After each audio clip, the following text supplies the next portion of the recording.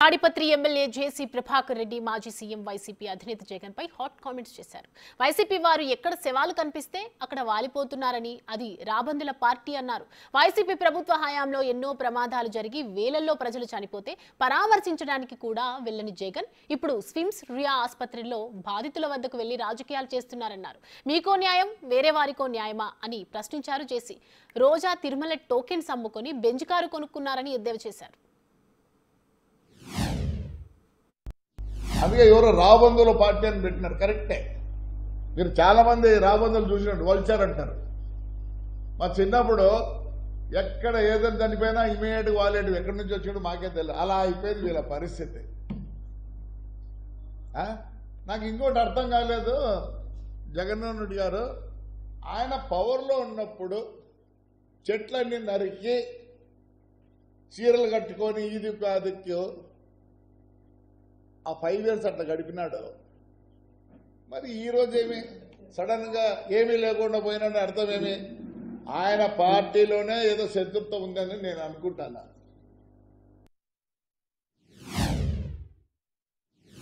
మరి ఇన్ని ఇన్సిడెంట్లు జరిగినాయి చూడండి. బోటు ప్రమాదం 39 మంది చనిపోతే ఆయన కనీసం ఆ రోజు అక్కడికి పోయినాడా? ఎందుకు పోలే? ఇప్పుడు ఇదంతా రాజకీయం చేయాలి. ఎందుకంటే ఫేడ్ అవుట్ అయినారు, ఫేడ్ అవుట్ అయిపోయినారు వీళ్ళు. దాన్ని ఏదో మళ్ళీ రీగెయిన్ చేసుకునే దానికి అంత శివరాజకీయమే, శివరాజకీయమే. మళ్ళీ ఏమైంది? ఈ ప్రాజెక్ట్ ఎందుకు పోయిన ఘటనలో 33 మంది పోయినారు. ఎందుకు పోయినారు? అది తప్పిదం వైఎస్ఆర్ పార్టీదే. అక్కడుండే ఇసుకే అంతా తోలి డబ్బులు చేసుకున్నారు. సడన్ గా ఫ్లెక్స్ రావడం, ఆ గుద్దలు గిద్దలుండి మొత్తం 33 మంది, ఊరికే 33 మంది ఊరికి ఉంది కానీ చాలా మంది పోయినారు. ప్రతిదానికి ఇదేనా? మరి ఆ బుద్ధి ఎందుకు వెళ్ళలేదు? ఆ పక్క కూడా పోలే. ఆ రోజు కూడా చంద్రబాబు నాయుడు గారు పోయినారు కనీసం. కానీ మేమేం గలాట చేయలేదు. ఎందుకు పోయింది అని విచారించినాం కానీ అది వాళ్ళ మీద తోడు వీడియో కాదు. మళ్ళీ ఎల్జీ పాలిమర్స్ 13 మంది పోతే నువ్వు ఎయిర్పోర్ట్లో దిగుతానే ఎవరిని కలిసినావు? ఎల్జీ వాళ్ళని కలిసినావు. ఎందుకు? ముందు వాళ్ళతో కాంప్రమైజ్ అయ్యి నీకు కావాల్సింది తీసుకొని మళ్ళీ పోయి కలిసినావు. మీ విషయానికి వస్తే ఒకటి, వేరే విషయానికి వస్తే ఇంకొకటి.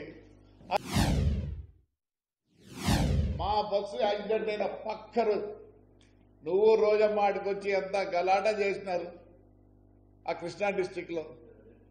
కలెక్టర్ని తిరిగితే, ఎస్పీని తిరిగితే మళ్ళీ ఏమంటావు? నేను పవర్ లేక వస్తే నేను సెంట్రల్ జైలు పంపిస్తాడంట. ఎంక్వైరీ కాదు, ఎంక్వైరీ చేయాలి. ఆయన ఏం తప్పయా? తప్పంటే మాది ఉండాల. ఎస్పీని కలెక్టర్ దబాయిస్తాం. Everything I show you the visuals.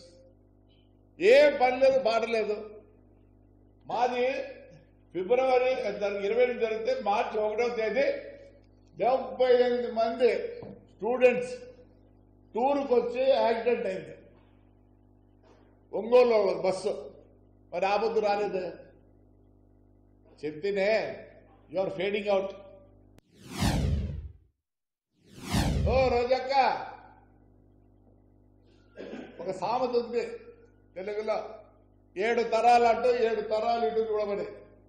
మేమందరం 7 తరాలలో. ఓవర్ నైట్ మేము పాలిటీషియన్స్ కాదు, ఓవర్ నైట్ రిచ్ కాదు. ఏసీ సుబ్బారెడ్డి గారి పేరు విన్నావా రోజక్క? విన్నావా? 1932లోనే ఆయన పాలిటిక్స్ దిగి కోఆపరేటివ్ ప్రెసిడెంట్, 60లో మినిస్టర్. ఆయన ఎవరు పడితే వాళ్ళు మాట్లాడింది నీకు ఖర్చపాలనా? నువ్వు టోకన్లు నమ్ముకొని కదా బెంచ్ కారు తెచ్చుకోనిందా? పోయినప్పుడల్లా 100 మంది. ఎట్లొచ్చింది ఈ బెంచ్ కారు? మొత్తం టోకన్లు నమ్ముకొని. కాంట్రవర్షియల్ కాలేదు నువ్వు? పోయినప్పుడల్లా 100 మంది. ఎట్లొచ్చింది కారా? నీ కథ చెప్పాలంటే చాలా ఉంది. దయచేసి బౌన్స్ కేసులు అనంతపురంలోనే, ఏడా కాదు ఈ కోర్టులోనే. ఎందుకు మార్కో? చంద్రబాబు నాయుడు పుణ్యాన నువ్వు రాజకీయంలోకి వచ్చినావు. నీ నోరు ఉందని ఇష్టం మాట్లాడతావా? తప్పంతా మాది, మా చంద్రబాబు నాయుడుది. ఓకేమ్మా, ఏం ఆనవాళ్ళు చాలా తక్కువ వేసుకుంటాను నువ్వు. 30 నుంచే వాళ్ళు రాజకీయంలో ఉన్నారు.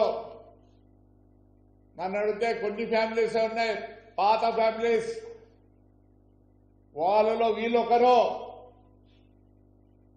నెల్లూరులో మున్సిపల్ చైర్మన్ కూడా వాళ్ళే, బిఫోర్ ఇండిపెండెన్స్.